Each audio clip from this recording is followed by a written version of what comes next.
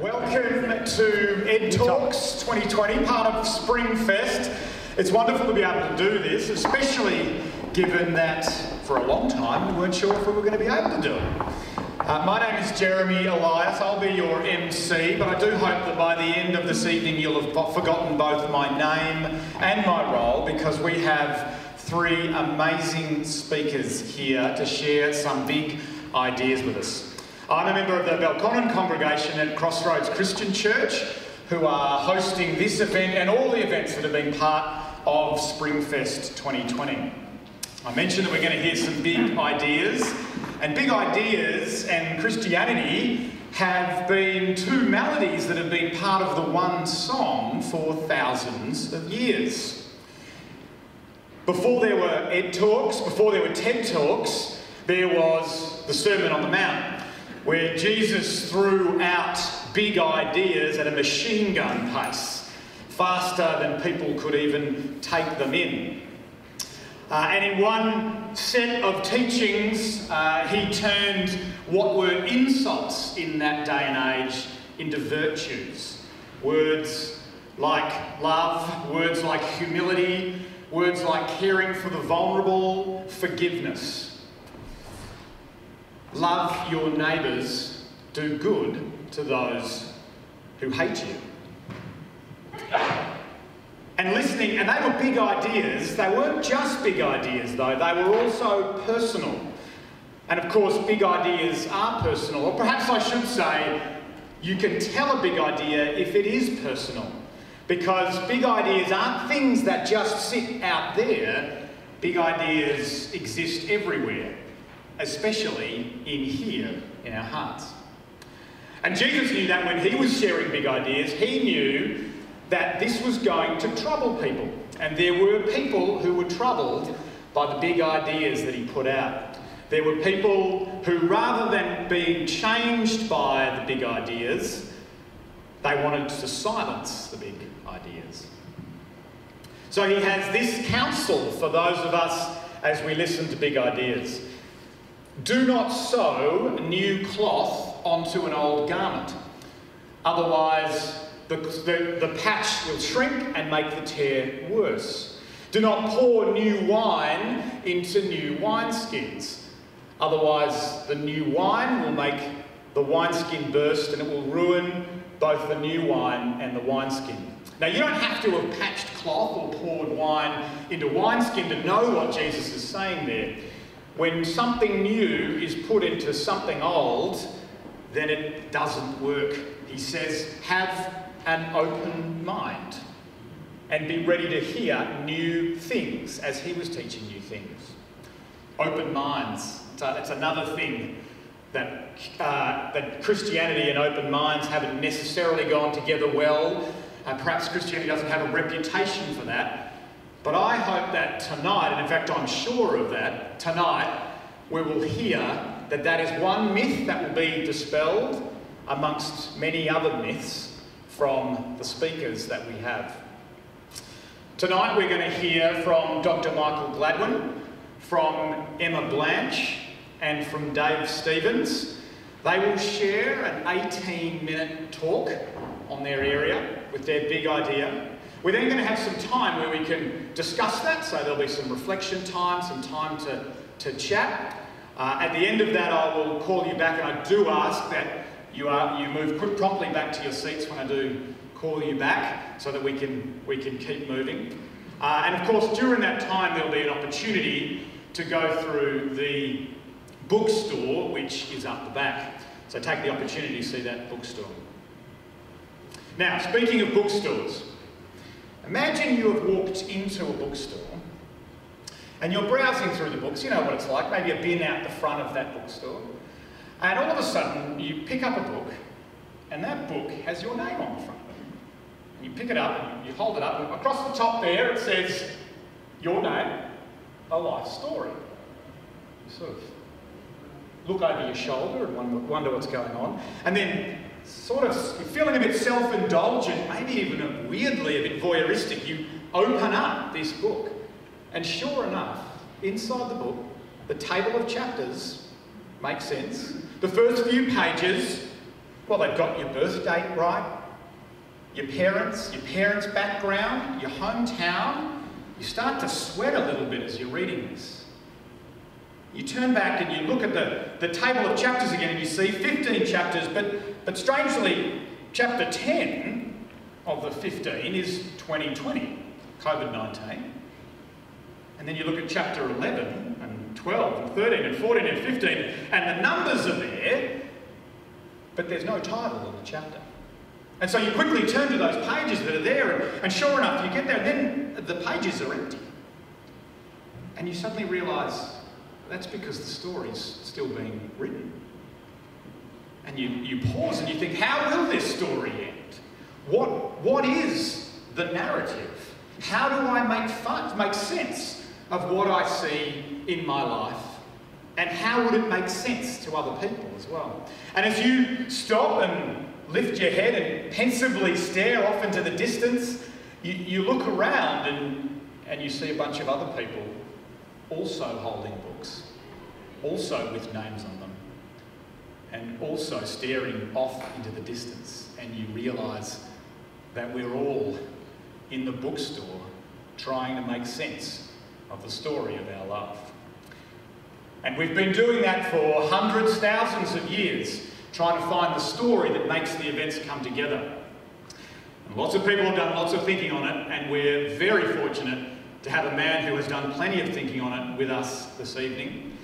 Dr. Michael Gladwin will share on the stories that we have in front of us and the way that we have thought about stories, and particularly about a story that is the most compelling of all.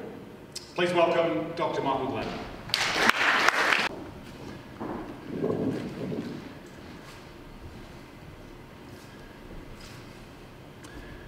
Well, I'm sure you looked at the title of this talk in your program and noticed that it said, "History Matters." You probably wondered to yourself, well, does history really matter? And, I mean, is it really all that useful anyway? Well, I've heard a story that there was a packed plane and there was a stewardess who came to the middle row of the plane and said, "Is there a doctor on the plane?" The man put his hand up and said, "Yes, I'm a GP." And she said, "Oh, not that kind of doctor. I want to know about medieval ploughing techniques." Now, a bit more seriously, I think that history does matter. And I want to think about it tonight in terms of the way history relates to the stories that we tell, the stories that we narrate to make sense of our lives. French philosopher Paul Ricoeur wrote that everyone needs a story to live by in order to make sense of the pastiche of one's life. Without a narrative, a person's life is merely a random sequence of unrelated events. Birth and death are inscrutable. The temporary nature of life is a terror and a burden, and suffering and loss remain mute and unintelligible. Well, I wonder how you would characterize the story of your life. French writer Georges Polti analysed a couple of thousand years of Western literature, and he came up with what he thought were the 36 plots that cover every story that's been told. So I wonder how you would sum up your life with one of these plot lines. Perhaps it's a daring enterprise, or perhaps it's all sacrificed for passion. Or perhaps it's one that your spouse might say is relevant to you, which is the enigma. Or perhaps it's one that relates to your fashion sense in the 80s, erroneous judgment, or perhaps even today. Or maybe it describes your work situation, conflict with a god. Or involuntary crimes of love, or my favourite, which I'm tempted to use in relation to my kids when they're misbehaving, which is the necessity of sacrificing loved ones. Well, William Foster Harris thought, this is too many. He said there's only three. 3 plots cover all stories. They are a happy ending, ending, an unhappy ending, and a tragic ending. The tragic ending is where a fatal flaw leads to the lead character's fated downfall. Now, a friend of mine who's a film screenwriter said, actually, there's only one. A person has toxic shock, and they need someone else to help them pull out the plug to fix them from the toxic shock. It's kind of a theme of redemption. So you can apply that to every film that's ever been written. Well, stories have plot and characters, but every story also needs a setting. It needs a context, and it needs a view of the world in which the story happens. Well, philosophers and anthropologists call this a worldview. It's a kind of picture of reality and a way of giving shape and order and understanding that reality. Well, I want to talk about these settings and worldviews tonight. And a bit like the plots, some of the philosophers and historians that I've read have suggested that there are probably only about 3 major worldviews or settings that really vie for intellectual and spiritual supremacy in the West. I want to talk about those 3 stories in the context of all of our searches to make sense of our lives, to understand the story of our own lives, but the need to have a setting and a context that is meaningful. And that's been more difficult in the last 300 years or so, since what we call the Enlightenment, where alternative settings and worldviews have been put forward to the older view of Christianity that really was the setting and the worldview that gave meaning for millennia for those in the West. I want to compare these worldviews, and I think the best way to do that is to do it through telling my own story and my own quest for a story, and one that was plausible and coherent and made best sense. Well, I grew up here in Canberra, spent most of my life here, went to government schools here, then university, so this is through the 80s and the 90s, I'm showing my vintage, and in the early 2000s I did graduate studies in the UK. Now, in those formative years, really the backdrop for my story, the setting and the worldview, if you like, the intellectual wallpaper, was 2 main worldviews, 2 main settings or designs of wallpaper. The first one we could call naturalism. Now, this is the view, basically, that there is no God, nor anything else beyond nature, no supernatural, and in effect, the world or the universe is one vast cosmic machine. We are insignificant players within it. It proceeds in majestic indifference to our desires, our needs, our aspirations, or our sense of what is fitting and fair. This is often understood in evolutionary terms. So as human beings, we are the product of random genetic mutation that's pushed along by a process of natural selection. In a sense, we're a germ on the gear of a cosmic machine. So that's the first view. It's one that has a long pedigree. It goes back to ancient thinkers, Epicurus in the ancient Greek world, more recently Thomas Hobbes in the early modern period. Probably the most famous exponent these days would be Richard Dawkins, the so-called New Atheists. So that's the first design in the intellectual wallpaper. The second was one we might use the slightly philosophical term creative anti-realism, and you'll see what I mean by that term when I explain it. This is the view that we ourselves are responsible for the structure and the order of the world that we see around us. We fundamentally are the architects of the universe. So the world of trees and planets and dinosaurs and stars are basically receiving their structure from our mental activity. So to give you an idea what this looks like, you think about a tree. When you look at a tree, you see that it has shape, it has form, it has extension in space, it has color.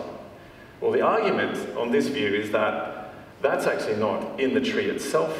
That was really what was thought until about the 1700s, until Immanuel Kant developed this idea that actually all of those things are the activity of human minds. So in many ways, we construct reality. Now, there's a couple of offshoots of this view, and there's all sorts of vast and complicated connections between all these views. But if you boil them down, they fall back to these two. So out of creative anti-realism, you have another ism. This is relativism, because you get a problem when some person says, well, I construct and see the world in a different way from you. This leads to doubts about whether we can actually have access to the reality of the world that we see. And that led to questions about truth, whether we can know truth and whether actually truth is objective, or is it just relative to us? A whole range of philosophies in that trajectory. You could see postmodern thought coming out of that. But I don't want to go there because we only have 18 minutes. There's another branch of creative anti-realism, and that's what we could call intellectual nomadism. So that's those who say there is no objective truth, or we can't know it, and so they remain uncommitted. And usually think those who are making serious intellectual and moral commitments, they think they're probably self-deluded. So you've got these intellectual nomads who tend to hang out in academic contexts, usually. So these are the two big worldviews or settings that really were the background for my education and my formative years. Well, fast forward to my early 20s, or late teens, and I went to university, studied literature and philosophy and history. And what struck me in my studies was, although these other views tended to be the assumption and the backdrop, I found some of my favorite writers were actually on a journey in a different direction. They were serious about Christianity. In fact, I found that several of my favorite writers, T.S. Eliot, Graham Greene, Evelyn Waugh, J.R. Tolkien, all went on a journey and embraced Christianity at some point in their lives. I also had a sense that my culture was haunted. I was playing in bands, played drums in a grunge band. This was the early 90s, after all. And I remember even seeing this haunting of the supernatural of Christianity, even in the lyrics of Kurt Cobain's nihilistic despair, his song Lithium, about his youthful Christian conversion that he had departed from. But I also found this haunting among Australian writers in the novels of Patrick White and in the novels of Tim Winton. Flannery O'Connor was an American writer who wrote about the Christ-haunted South of America, and I used to find in these writers a Christ-haunted South just slightly further south here in Australia. Well, around this same time, I met some Christian university students, and I was both attracted and challenged by their integrity, by their humility, by their kindness and warmth, but also by their intellectual honesty. And this led to me investigating Christianity in a serious way. I looked at arguments and evidence for the existence of God.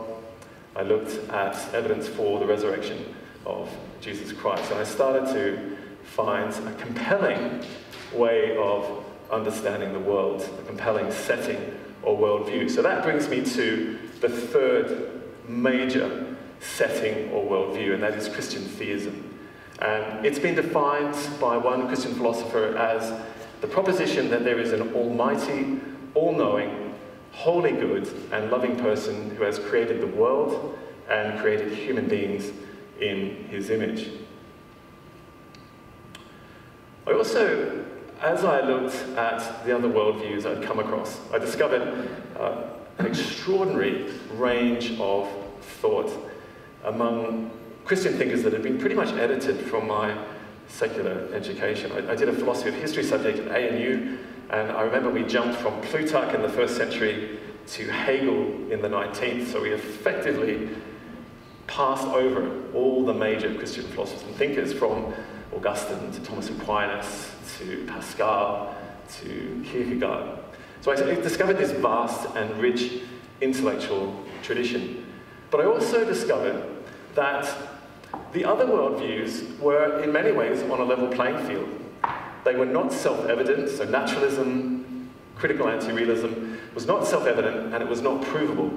And indeed, Bertrand Russell, most famous atheist philosopher of the 20th century, actually conceded, after a lifetime of work, that he couldn't provide a rational basis for science and for what it delivered. He conceded in the end that actually we have to take a position of faith in those findings.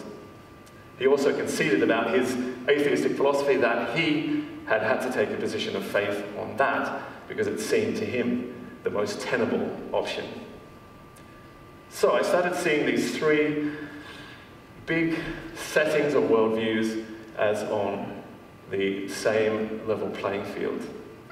Well, a lot of this thinking about these worldviews crystallized in reading the work of Friedrich Nietzsche. Now, Nietzsche, the great German, late 19th century atheist, intellectual and philosopher, looked around at his colleagues and fellows who had embraced atheism, who had left Christianity and belief in God behind, and he was disgusted because they were not living consistently with their beliefs. They were still holding to an absolute view of morality, of objective truth. They were holding to ethics like love for the weak and the powerless, and advocacy for them, to absolute ideas of human rights. Now, Nietzsche said they don't have to subscribe to this, and in fact, they shouldn't subscribe to this, because if life is about a survival of the fittest, and we're just a cosmic accident, then actually none of this relates to us. We should live to survive, to exercise power and mastery over others. Now, in the wake of Nietzsche's prophecies about European culture was the disaster of these ideas being put into effect. Adolf Hitler was a student of Nietzsche, and we know where that led historically. It ended up in the Holocaust and the gas chambers of Auschwitz. Well, 3 years after that, Catholic philosopher Frederick Copleston wrote this. "Would you agree with me," he said, "that if God does not exist, human beings and human history can have no meaning, or no purpose, than the purpose they choose to give it themselves, which in practice is likely to mean the purpose which those impose who have the power to impose it." Well, in more recent years, some philosophers and historians have worried that the more we cut the roots of Christianity out of Western culture, the more likelihood that the fruits of that worldview, our ethics of love, of human rights, of care for the poor, that may not survive in the longer term, or it may seem less necessary or plausible. And that's not to say that secular people cannot be highly moral and noble in their actions. It's to say that if you cut the roots, we're not sure how long those fruits will continue in our society and in Western culture. Well, all of this pondering over a couple of years led to me praying, and to my utter astonishment, I received an answer to that prayer in what I can only describe as a subjective spiritual experience, or a kind of existential encounter with the divine. But it confirmed for me in experience what I had come to embrace intellectually. Well, tonight I've talked about the need for a story to make sense of our lives, and the need to find a setting and a worldview for that story that provides meaning and value and purpose.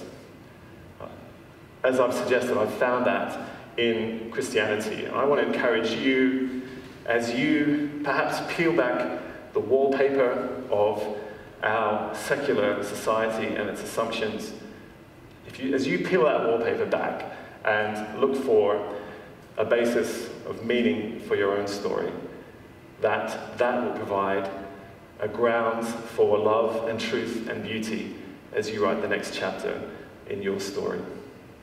Thank you.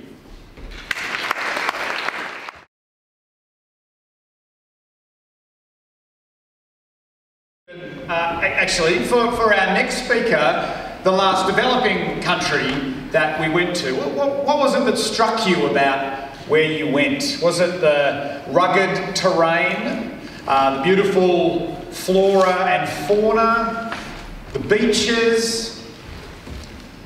So often when we come back from trips like that, we find ourselves praising the people that we've met, how warm and friendly they were. The smiling faces of the children, and even though we love those smiling faces, often we can be troubled by them at the same time because they're a reminder that they can be so happy when they appear to have so little. And why is it that it seems the more that we end up having, the more we also end up frowning? But do those smiles always exist? What happens to those smiles when you take, say, a mile off the road between those two must-see locations that you're travelling between? Or what happens to those faces when the tourist season is not there and perhaps the hungry season is? And it causes us, when we come home here, to ask the question, well, what is poverty? And what makes people poor? Perhaps you might count yourself amongst the poor. What is it that if you had it, you would find that you would no longer call yourself that? Is it finances? Is poverty a social challenge? Does money solve it?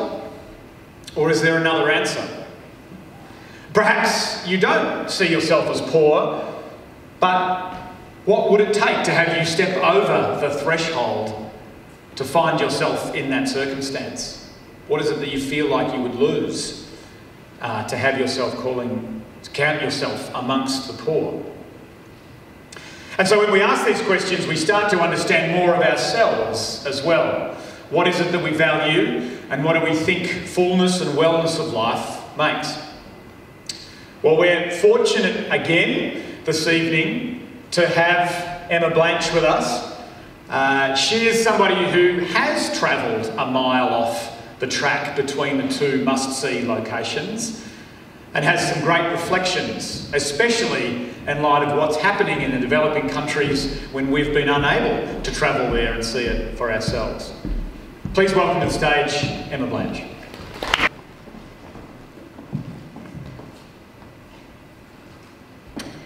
Good evening. I've never spoken to a room spaced out like this, but there's a first for everything. So COVID-19 has had a wide range of impacts beyond health. It's triggered an economic crisis, and many in Australia are doing it tough. But tonight, I'm going to be talking about the poverty impacts overseas and what this means for us. To do this, I'll be drawing on my own professional experience, as well as my studies and my Christian beliefs, which shape what I do in my work. But I also believe, like the last speaker, the Christian God has some very useful insights into this topic, as we can read about more in the Bible. So here's an outline of what I'm going to cover tonight. I'll start by painting a picture of poverty before COVID hit. What does it look like? And what does it really mean to be poor? Coming back to Jeremy's question. I'll then be describing a problem, which is that poverty is increasing as a result of COVID-19. I'll be looking at the macro and micro perspective of this, as well as the immediate and longer term impacts on the poor. I'll then propose 3 solutions, drawing both from secular sort of practice and research, as well as the Christian beliefs at the end. And then I'll be, of course, trying to sum up what this all means for us. And tonight I'll be sharing my personal views, but my hope is that you'll be able to take something away and build on that. So coming back to this question of what is poverty? Well, someone is poor when they don't have sufficient resources to meet their basic needs. Now, defining what basic needs are is subjective and relative. But there is a standard international definition of extreme or absolute poverty, which is someone is poor if they earn less than $1.90 US a day. There are some other measures. In fact, recently, 2 other poverty lines have been set for middle-income countries at $3.30 and $5.50. And we have a really a sort of newer multi-dimensional poverty index, which is very helpful. So what did poverty look like before COVID hit? Now, I've got some pretty graphs that I hope will inspire you. This is really trying to look at the big picture. So this graph shows the number of people who were classified as extremely poor globally since 1820. In red, we see the poor, and in green, the rest of the global population. Now, what you can see from this graph is that over time, poverty has been decreasing, relatively speaking, relative to the rest of the population. But since around the 1990s, or the last 30 years, there's been dramatic progress, and the absolute and relative amount of poverty has really sort of dramatically dropped. Now this graph is also pre-COVID and shows the same thing, but zooming in on the progress of the last 30 years. And we have different colours for different regions. What you can see is the pace of progress has been different in different areas. So at the top, the orange, South Asia, we've seen moderate progress. East Asia and the Pacific, extremely good progress. Sub-Saharan Africa, however, not very good progress. Now, as I mentioned before, COVID-19 has led to increasing poverty and has actually been undoing the progress of the last 30 years. It's actually hard to know exactly how much it's affecting poverty because, as you know, the pandemic is still playing out. But here is one projection cropped up. And the man on my left is someone who is sorting and selling rubbish. So the reason people live here is because they can actually earn an income, about $2 to $10 a day if they're lucky, by doing this. But when COVID has hit, the recycling companies that they sell to have shut down in many cases. So people like this man cannot provide for their family. And the people in this area can't access government services because many of them aren't registered as residents. But if we zoom out of this rubbish dump for a bit and think about broader Jakarta, which is a huge city, millions of people work in the informal economy and are dependent on the city being alive to earn an income. So the lockdowns have brought an immediate impact on the poor. We see rising prices, reduced job opportunities, limited services, even more limited than usual, as well as food shortages. Now, I know someone who was actually mugged outside of a supermarket, but it wasn't for their wallet, it was just for the food in their shopping bags. So it shows you that things are getting pretty desperate. But COVID is not just having an impact in the immediate term, it's also having longer term impacts on the poor, which means that this increasing poverty is actually going to be very difficult to undo for a long time. Again, I want to turn to Indonesia and look at the education sector, which is where I focus. Now this shows, this is a school I visited, and admittedly it was pre-COVID, happened to be empty. But this is what many schools look like at the moment in Indonesia, since they've been closed since March, and many will remain closed for a while yet because the pandemic is ongoing there. Now, education is globally recognised, or well recognised, as a key sort of path for individuals and countries to increase incomes. So by shutting schools, we're reducing children's learning as well as their future earning capacity. But we're actually seeing the exacerbation of existing inequalities because the children who cannot learn effectively in this context are from more disadvantaged backgrounds. Those who are from poor families Their parents might not be educated, therefore not able to support them learning from home. They also are likely to not return to school because they need to seek an income by marrying early or going to work themselves. We also see people in remote areas not being able to connect to online learning and so on, and children from disabilities. So the point is there's a whole lot of bigger impacts that will continue to play out over time. I now want to think about these solutions. What can we do to address these problems of rising poverty? Well, first I'm going to turn to international development cooperation. By this I mean the programs and work of a range of actors, including international organisations like Red Cross, UNICEF, as well as aid programs from countries and also NGOs, all of that spectrum of work. Now, it typically is trying to do two things, both of which are important: provide short-term relief for the poor, or humanitarian relief in the case of COVID, social security assistance, but also long-term development, which is trying to address the root causes of poverty, and that's where I kind of focus at the moment. Now here I've tried to summarise what are the key ideological approaches underpinning a lot of development work by giving you some caricatures. So the economist's sort of view of things is that the poor need more money. If we increase economic growth, it'll trickle down and help the poor. The activist view is that the poor need more power and wealth needs to be distributed more fairly. The scientist's view is that we just need more evidence on what actually works best to help the poor. And the bureaucratic view is that we just need good plans, that's actually is what's going to help the poor. So there is some truth to each of these approaches, but in my view, they are limited by themselves. International development is flawed. Poverty remains, as I pointed out before, despite the vast sums of money invested. There's been a fair share of sort of failures and scandals in the development world, including sort of mixed motives by development organisations, and there are the inherent difficulties of trying to unravel the root causes of poverty, such as poor governance and conflict.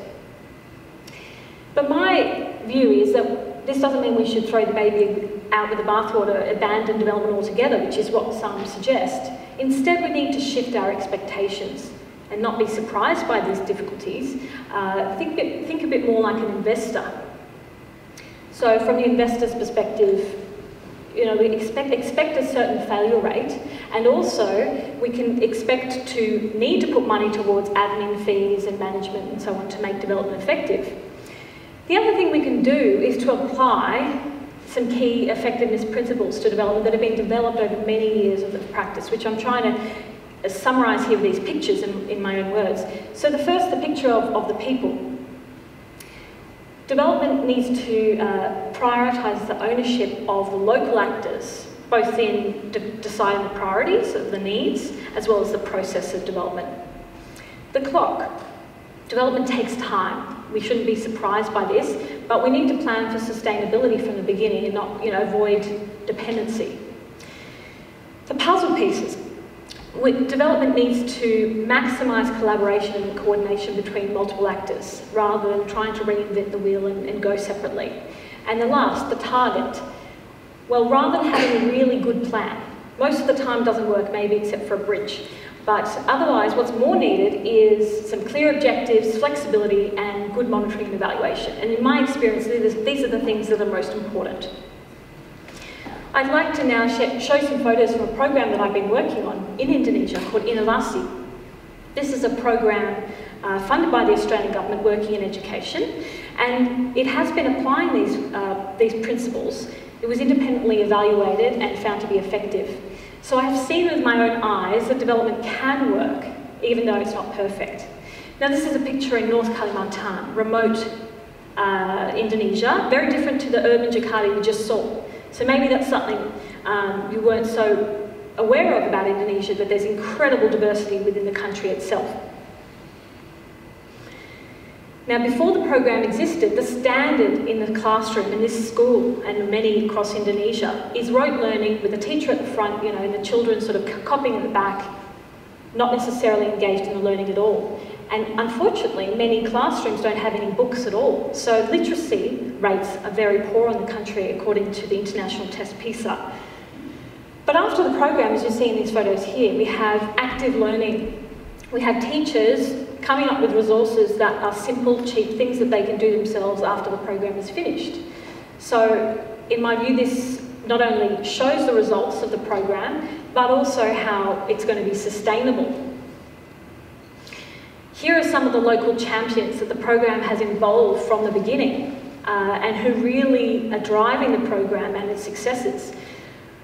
The top and the sort of big picture are some government officials from different levels, and the one on the bottom is the principal and the teacher of the school that I visited, who were already doing some good things before the program started, but now have been sort of spreading that good knowledge in schools nearby and really taking it on. Development, however, is not enough, in my view. It's flawed, but it needs to continue. And it's particularly vulnerable at this time of COVID because the sort of financial situation is really under pressure. So many of the funding sources for programs by multiple actors is really under pressure, as many countries, in fact, turn inwards and deal with their own domestic crises.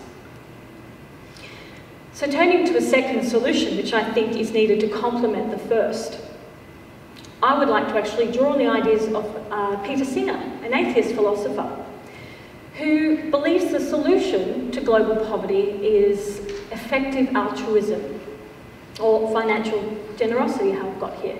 He says that the people in rich countries need to give far more money to causes like relief and development. They need to give away everything that's not a luxury, just provide for their necessities.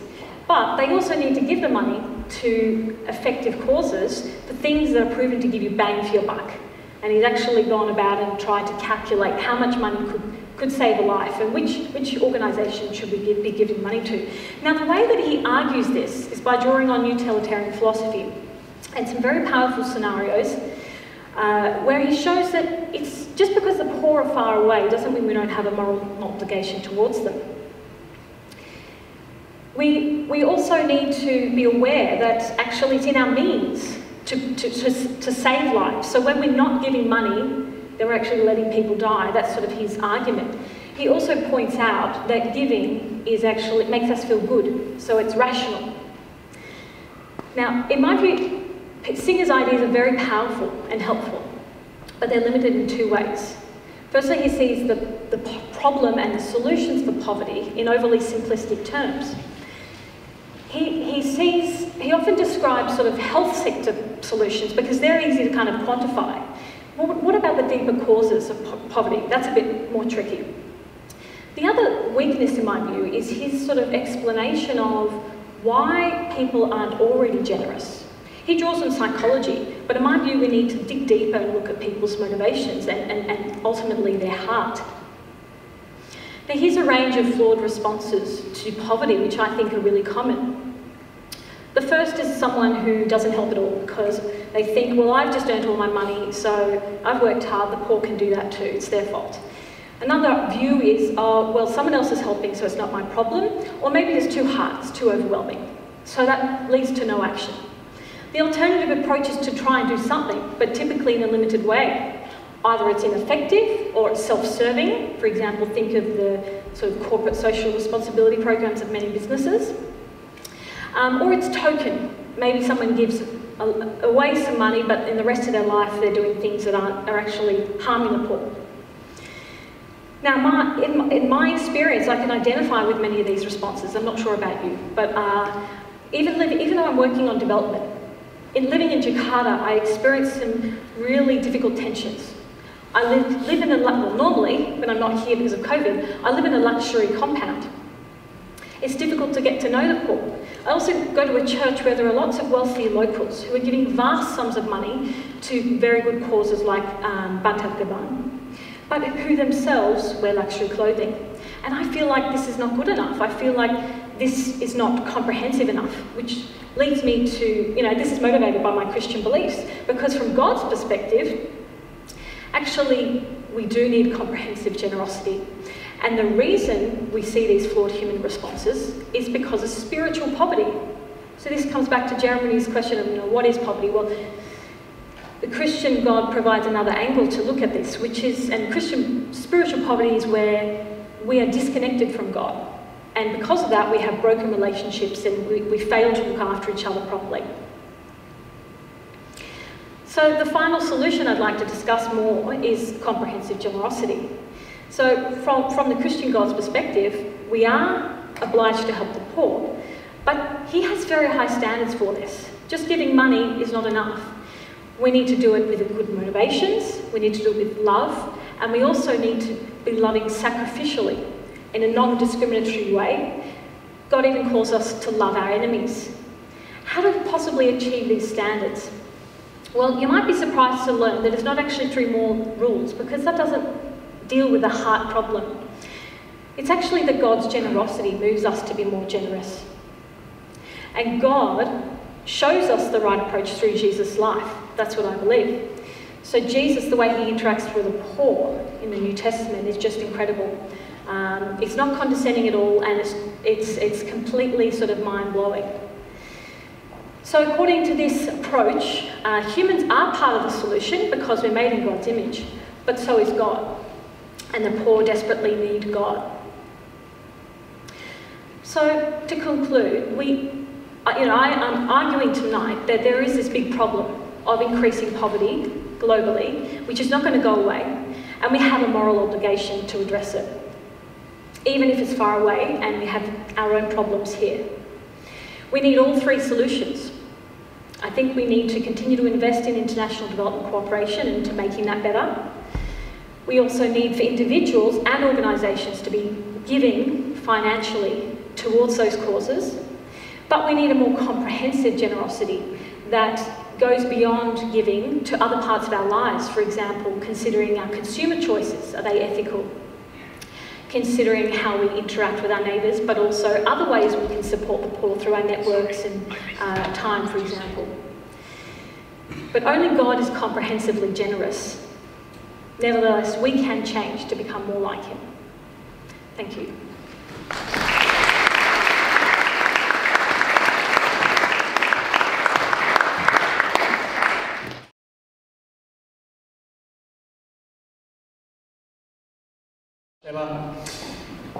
Emma has asked me to pass on as well that there's some great resources to be able to look at to see what next steps you can take in order to make a difference. The Baptist World Aid have got a great website where they look at the whether or not the clothing you buy is ethically sourced.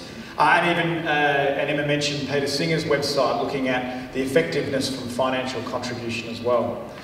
But all of those things help you to well apply the will of the heart, but the will of the heart, as we've heard just now, is the thing that needs turning. So maybe that can be something that you can chat amongst yourselves about in this next reflection break. Thanks.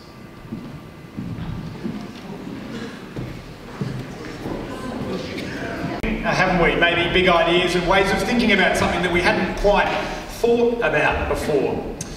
We've heard about ideas that span hundreds of years in different ways of human thought and philosophy. How do we make sense of our lives? We've heard of ideas that span continents. What does it mean to be poor, and how can we help? In some ways, those ideas, whilst being personal, have definitely been out there. Our next one is definitely in here. Truth and lies. The very thing that we spend so much of our time trying to distinguish between, whether it's work colleagues, family, politicians, friends, maybe even ourselves, the stories that we tell ourselves. I have 3 small children, so of course I've never been lied to. Parents in the room laugh. A couple cry. Too many times I've found myself looking at an empty chocolate box and having 3 small humans swear black and blue that they did not do it. But I have an empty chocolate box in front of me. And I think, how can they be so sure? How can they be so clear in terms of it? In fact, are they actually not lying to me, but lying to themselves and telling a story or a version of the truth that they would like to be true? And what do they think is the consequences of actually just owning up and saying what really happened?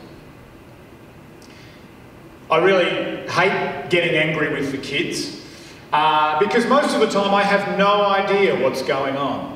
And I think that one of the things I hate about giving them consequences and punishments is usually I'm only right about 50% of the time. I mean, honestly, when something happened in my house, I could probably flick a coin and then just randomly punish one of the children, deciding whether it's right or wrong, and I'd probably do as well as I do now. I remember my father used to say to me, "Look me in the eyes, Jeremy, and tell me," thinking that I couldn't. He says, "You can't lie to me, to my face." And in my head I'm thinking, this is the easiest thing I've ever done. But how we tell truth and lies actually comes down to a fundamental sense of who we are and how we see the world. Often we do lie to other people, but often we lie to ourselves as well, and tell ourselves the things that we want to be true about other people and about ourselves. Dave's done a lot of thinking in this area, and so he's going to share perhaps about how we can see through that. So get out your pens and paper and take notes. Take notes on your paper, but also take notes on yourself as well as you listen. Dave Stevens.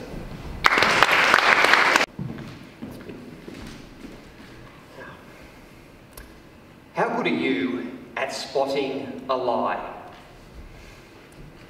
Most of you probably think that you're not too bad, but what does the research actually show? Before I answer that question, let me ask another. Who here in this room tonight has been lied to in the last 24 hours? Who here has been told a lie, small or large, in the last day? Let's have a show of hands. Put your hand up if you think that you've probably been lied to at some stage in the last day or so. There's a few people in the room. That's good.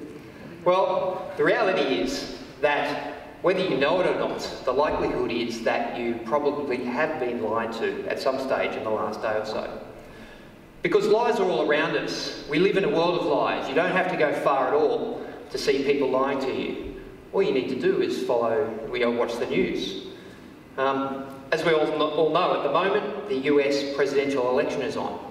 And so there's no shortage of good material out there if you're looking for someone trying to bend your arm. In fact, to start us off, I've got a short clip that was taken from the presidential debate about a week and a half ago now. It's a clip of President Trump, but I could have taken either side. And I'd like you to have a look at this. It goes for about 20 seconds.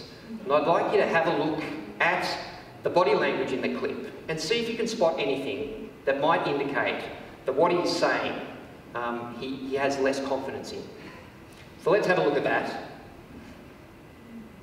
I was with the head of a major country. It's a forest city. He said, "Sir, we have trees that are far more, they ignite much easier than California. There shouldn't be that problem." I spoke with the governor about it. I'm getting along very well with the governor. But I said, at some point, you can't every year have hundreds of thousands of acres of land just burned to the ground. All right. Did you spot it? Did you see what might indicate that he didn't have confidence in what he was saying? Let me flick to this next one. There it is. It's the moment he's talking about his relationship with the California governor. That is great, but at the same time, he's doing this. It's a classic shoulder raise and a hand upraise like this, which is what we do when we go, "I don't know." So you can see there that in all walks of life, we're faced by people that are telling us things that perhaps aren't always true. But let me ask you a harder question.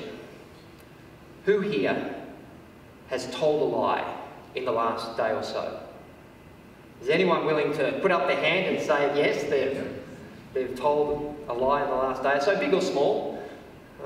No one's judging. Well, thank you for those that have been honest with me here in the room, because the research shows that most of us will tell at least 1 or 2 lies each day. Which is a bit scary when you think about it. Now, what am I talking about when I say telling a lie? What do we mean? How do we define a lie? I think it's important to cover that before we move on.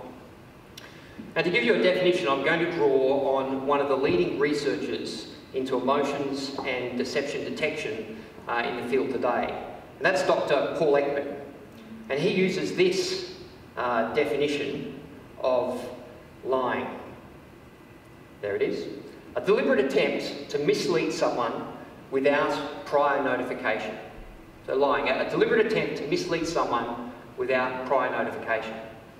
So there's a couple of things with this definition.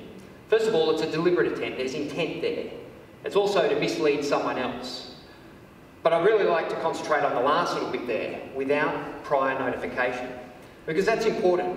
That excludes a couple of categories. And let me use some examples to get your mind around this. First of all, if you go to see a magic show, for example, you'll be entertained by someone who is using sleight of hand. He's using, tricks in order to entertain you and to fool you into what he's doing. But the audience knows that they're going to be fooled. They know that he's going to use trickery to show them the magic. They don't necessarily believe that they're seeing real magic. So that doesn't fall under this definition. That's not a lie. Perhaps you're a poker player. If you're playing a round of poker, you're there with your hand of cards, and as part of the game, you're trying to make others often think that you've got either a better hand than you do, or perhaps you've got a weaker hand than you do. It's called bluffing. So the thing is that everyone else around that card table is also doing the same thing. It's generally accepted that you're trying to fool each other as part of the game. So that's not a lie. Let's talk about maybe a more controversial one. You go to work in the morning and someone says to you, "Good morning, how are you?" You reply to them, "Yeah, I'm good, thanks." Well, actually, you just had a terrible night's sleep. You got up in the morning, you argued with the kids or someone else on the way to work. You've got a big meeting with the boss that day, a big presentation, you're really worried about it, you've actually got a bit of a headache. You're not good at all. But you've just told them that you're good. Is that a lie? Well, I think the answer to this one comes down to the relationship that you have with that particular person. In a work setting, every time someone greets you in the morning, they're not necessarily after your entire sort of life's history. But if it was your partner, spouse or best friend that asked you how you're going, and you said to them, "Yeah, I'm fine," when in fact you're not, then perhaps that could be counted as a lie, because there's an expectation that you'd actually tell them the truth. Let's move on to another interesting fact about lying. And I'd really be interested to consider for this next part as to why we believe the lies that are told to us. So I've established that we all get lied to, but why do we actually believe those lies? Now, there's a couple. I could list off half a dozen things as reasons why we believe the lies. But tonight I'd like to concentrate on just 2 biases that we all have. The first one is the truth bias. What's the truth bias? The truth bias really helps the world run as it does. It's the premise that we all believe what we're told, generally speaking. Imagine if that wasn't the case. Imagine if you questioned absolutely everything that you were told. Say, for example, you were visiting a foreign city overseas and you wanted to find the post office. So you'd ask someone, a stranger on the street, "Can you give me directions to the post office?" And they say, "Yeah, it's, head north up the street for a couple of blocks, turn right, down another block and a half, and the post office is on your left." Now, if you worked on the premise that everyone was probably lying to you, then you would probably have to ask, I don't know, maybe 2, 3 other people just to check that the first person wasn't trying to fool you. Most of us would probably take that person's advice at face value and follow those directions. And most of the time, I'd hope we'd find the post office. So the truth bias, it's something that plays out, but that can also work against us. when we're being lied to. Another one is something called the sunk cost bias. Now, what's the sunk cost bias? This is another bias that we all tend to have, and this can apply to things that we invest in. Now, it could be something we invest in financially, it could be a relationship we invest in, it could be anything that we put time and effort into. Con men use this principle all the time. So say, for example, you're convinced to invest in some shares. You put some money into it, you maybe put some more money into it based on what someone has told you. After a while, though, evidence might start to pop up that might make you start to question that investment. But because of the fact you've already put money into it, and to change tack now would be to admit that you've made a foolish mistake, we keep on putting money into that investment. In fact, we're very reluctant, as the evidence mounts up, to believe that, and we keep investing in the lie. And so this can cost people dearly. It's the same with relationships. It can be a very costly way of believing the lie and have real consequences for us all. So that's the sunk cost bias. They're just a couple of reasons that we tend to believe the lie. So let me come back to my original question. How good are we at spotting the lie? Well, if you're anything like me, you probably think that you're a better driver on the road than the average person. I mean, just talk to yourself. I know, I'm sure that's what you tell yourselves every time you're out there and you're cursing all those other drivers. Well, we often have the same sense of how well we can spot a lie as well. But unfortunately, the research actually tells us that we're not much better than chance at spotting a lie. In fact, the statistics, and there have been a lot of surveys now done over a range of different organisations and people, and says you've only got a 54% chance of spotting a lie from the truth. And that applies not just to people like we are here today, but to organisations and people like police officers and judges. Isn't that a little bit scary to think that even people in those positions are not much better at telling the truth from a lie than the toss of a coin? So why do we think often that we can actually pick a lie from the truth? Well, there's actually a lot of myths out there, reasons that we think that we're better than we actually are.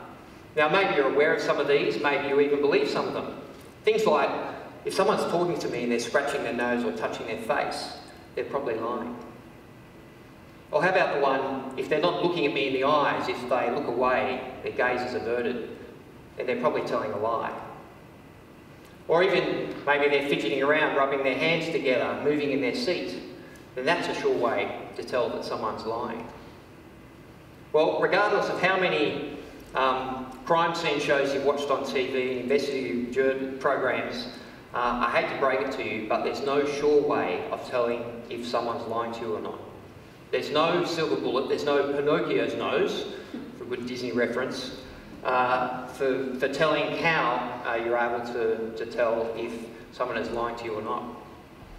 Now, that doesn't mean necessarily that you can't get better at it. In fact, I spend a lot of my time teaching people about non-verbal communication, about body language, about looking at facial expressions and linguistics. And there are things you can do to get better at understanding what people are thinking, what their motivations are. But a lot of that is actually around, probably with the body language, understanding if people are comfortable or uncomfortable. And with emotions, it's about understanding whether people are showing you genuine emotions or made-up emotions.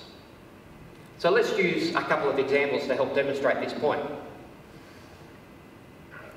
Right, here's a face. You might recognise it. I've taken a few faces off the local Labor and Liberal Party websites. It's election time now, so you've probably seen this face posted up around the suburbs.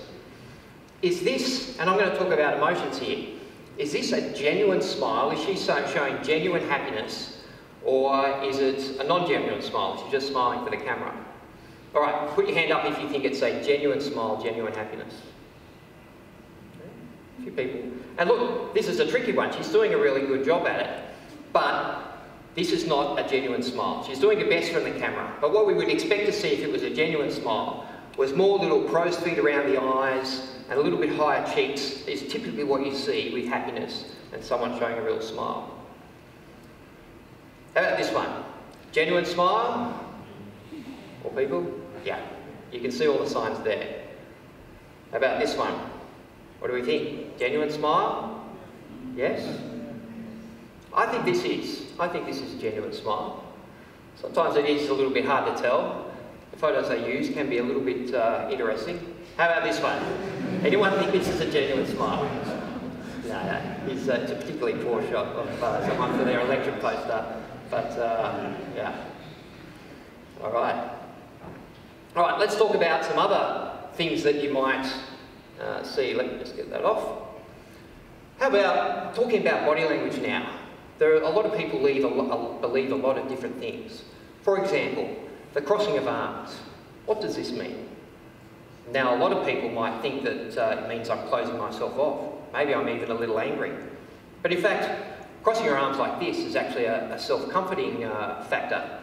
In fact, you could be waiting for a friend to arrive at a restaurant. All of us do it. We cross our arms, we're quite relaxed, might even cross our legs, lean up against the wall. It feels good. We all do it. But perhaps if I have my arms crossed like this, and I start sort of squeezing my arms a little bit, that might be a sign that perhaps I'm a little more anxious. Or perhaps if I was there with my arms like this, with my thumbs sticking up, maybe that's a sign of confidence. So as you can see, crossing of arms can mean many different things. And what's important is not necessarily what you see, but it's all about the baseline. What's the person's normal behaviours? How does it change? And what is the context? What happens when you see those changes? All right, let's use one more example. And for this, I'm going to need a volunteer from the audience. All right. Abby, would you like to come up? Come on up. All right, everyone give Abby a round of applause.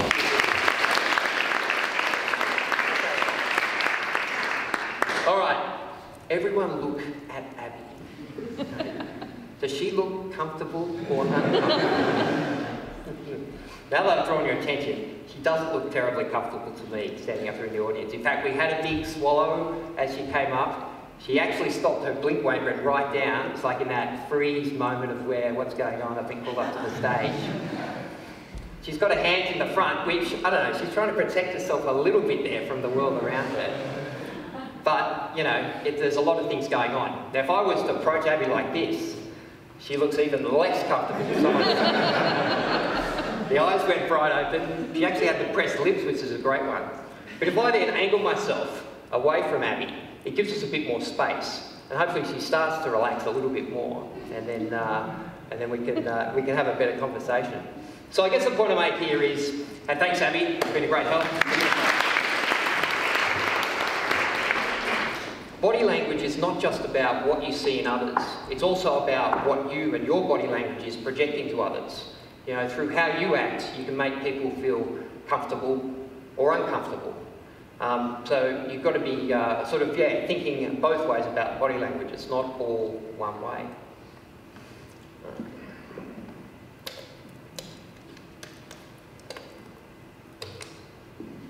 All right, let me ask you another question. Who's more likely to lie, men or women?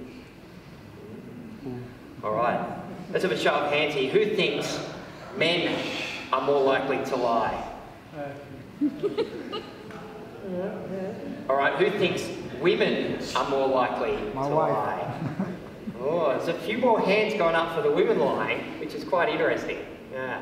Well, I'm sorry to break the news to you, but in fact, men and women lie about the same amount of time each. Yes. Now, what they lie about can sometimes vary a little bit, and we tend to lie about different sorts of things, but we're both capable of deceit as men and women. So it's something that both of us can do as we go through life, which is not surprising, really. All right. Now, as many of you know, I'm a Christian, and that affects how I see the world. We've already talked in some of the earlier talks a little bit about worldviews, and as a Christian, that affects how I see things as well. including non-verbally. And when you think about it, we've talked about this a bit already, non-verbals are everywhere. When someone approaches your house, a stranger, someone you haven't met before, you'll look through the window and you'll be making an assessment based on their body language, based on their facial expressions. Are they there to give something to you? Are they there to ask something from you? Are they a threat or are they friendly? Or maybe it's in a meeting, you're pitching a proposal. And so in that meeting, you're looking around the room trying to work out, are people for you? Are they supporting your proposal? Or are they against your proposal? Or really are they just waiting to go home or watch Netflix? You know, you're always making those assessments around body language and non-verbal communication. But the thing is, as we've talked about already, often we don't make very good decisions when it's making choices about what people are thinking or acting. Often our judgments can be right out, and that can sometimes have severe consequences. But as a Christian, you know, I believe in a God that doesn't just listen to what we're saying. He doesn't even just look at our body language. He actually knows what we're thinking and what's going on, what we're feeling in our hearts. And so I think that's pretty amazing. And that's, you know, when you think about it, I take great comfort in that, someone who knows me intimately like no one else. But I'm also a little bit scared by that, someone who knows me intimately like nobody else. Because he knows exactly what's going inside me all the time. Now next, I actually wanted to share with you a little bit of my own story about how I became interested in sort of learning and now teaching about non-verbal communication and body language. Now, this story goes back a little way to when I was part of a small not-for-profit organisation. And I was on the board, and one of my roles there was to help the executive director manage the organisation and look after his welfare, make sure he had the resources so that he could do what he needed to make sure that he was on track. Now, one day I got a call. He said, "David, can you come over to my place?" I said, "Sure." So I came over and I got there and he said, "David, come in, I need you to sit down." So I went in to the lounge room. There he was, there was his wife. I sat down. I said, "Okay, what's going on?" He said, "I've got something to tell you." And then he proceeded to tell me how he'd actually been cheating on his wife over a number of months. And that actually led to a complete breakdown of their marriage. You know, they separated, he was estranged from his kids, he left his job in the organisation, and it had far-reaching consequences for the whole organisation, which years later, you know, they're still feeling the ramifications from. So, there are a number of things that at the time caught me unawares. There are a number of things that I thought I should have seen, and in fact there were a number of signals there, but my own biases, my own lack of understanding had made me miss all those, or maybe ignore them. So from that point I was determined, in part, that I would get better at reading other people. I'd get better at understanding what true emotions look like. I would get better at trying to relate to others through some of this non-verbal communication. Now, of course, you know, we use non-verbal communication all the time, as I've said, but it does have a big impact on our world. And I guess my question for you is, what if there was someone that could see exactly who you are, who could see exactly through those faces that we put up, who could see exactly what you're thinking and what you're feeling? How would that make you feel? Well, of course, once again, I believe in a God who can do that, who does know exactly what we're thinking, what we're feeling. And in fact, he sees everything that we're doing. As it says in the Bible, nothing in all creation is hidden from God's sight. You know, it also says, "For God did not send his Son, Jesus, into the world to condemn the world, but to save the world through him." And so God can see who we actually are. He can see us from the inside out. And he knows us and loves us so much that he did send his Son to die for us so that we could be in a relationship with him. I think that's an amazing thing. So I guess I'd like to leave you with a couple of things to think about. I'd like to encourage you to really invest in your relationships with the people that you know and you love.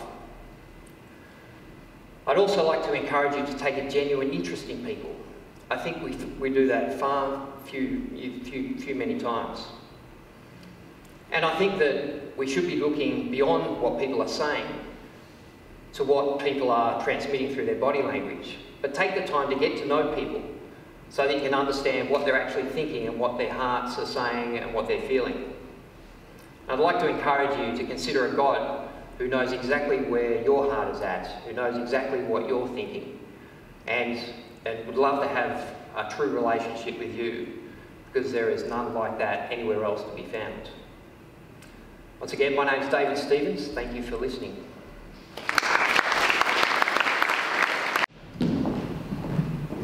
Well, this might end up being an interesting discussion time, mightn't it? If anyone wants to talk to me, I'm very happy to talk to you. But it's a great thing that Dave has left us to think about, that being vulnerable to people who we think will judge us badly is difficult. But when we open ourselves up to one who is ready to save and truly love, both in our relationships and with God, then that's a totally different story. Take the opportunity to share your own reflections from that, and I will call you back for the last little part of our evening.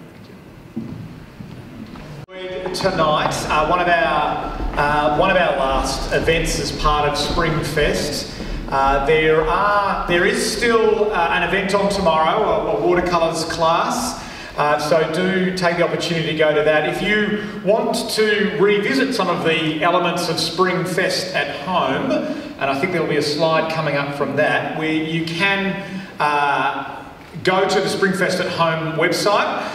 There's been a great masterclass that was done by Lara Heinrich, has been recorded, and so you can follow along with this. Tonight is recorded as well, if you would like to follow up on any of those things as well. But please do head to that website and see both what is still to come and also some of the recorded events that you can visit there. So that is springfest.org.au and see what you can do there. We'd also love, as part of Springfest, we'd also love you to come to Open Church live stream, which will be in your living room or a living room of a friend, but live streamed this Sunday as a special event for people who have come to Springfest events and now want to see what Crossroads is all about. So there's a video for that that's going to come up now, so please watch that for more information. Welcome to the Crossroads community. We love meeting new people. One thing I love about getting together with God's family each week is being encouraged by everyone, seeing them walking each day. Some of us have been coming for about 13 years. And we've been coming for a couple of months now. When we are from different countries and different culture and different community, we are worshipping one God. We love singing together as a community.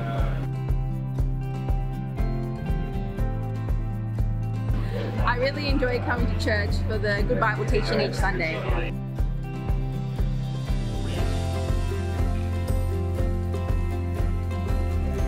We have a great kids program.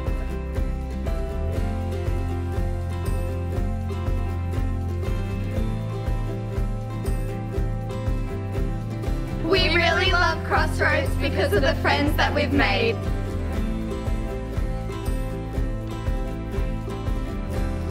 We love being part of a community of people who love Jesus.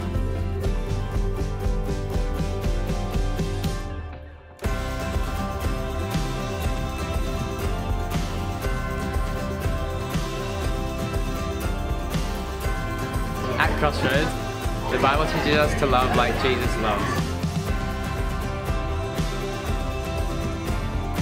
Crossroads is a big family. Crossroads is our home. So whether it's live or online, we'd love you to join with us as we learn more about the wonders of Jesus and follow him together.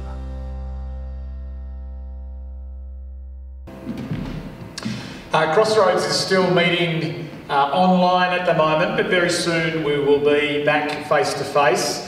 People from Crossroads are very excited about that, and I hope even if you'll be visiting, you'd be super excited to see the church back together again.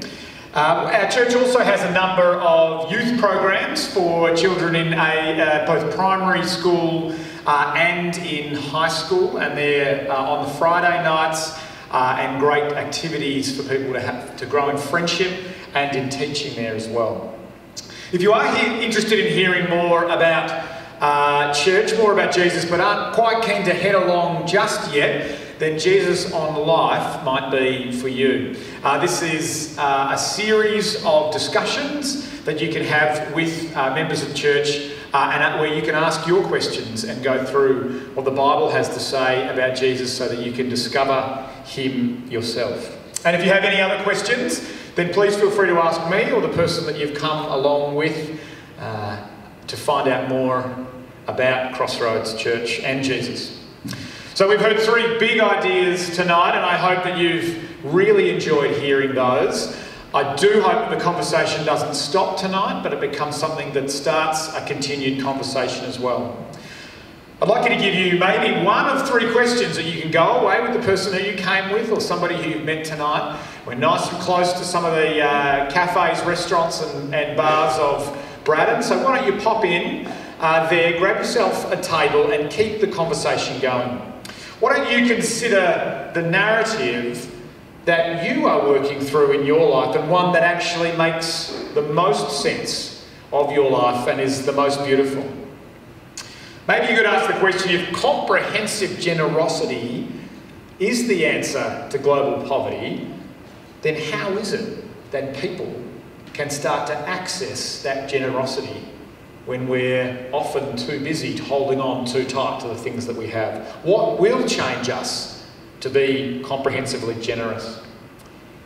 And then the last one from Dave, maybe we could say, what is it that I can see about how somebody is feeling and communicating to me, both with their words but with their whole body, and then be able to care for them as well? Or even, how do I feel about someone or some being, be that God, who knows all things about me? Terrified. But if I also know that he only wants for my good all the time. Have a chat about those things with each other, and please do visit the bookstore again. Thank you for being here this evening. Cheers.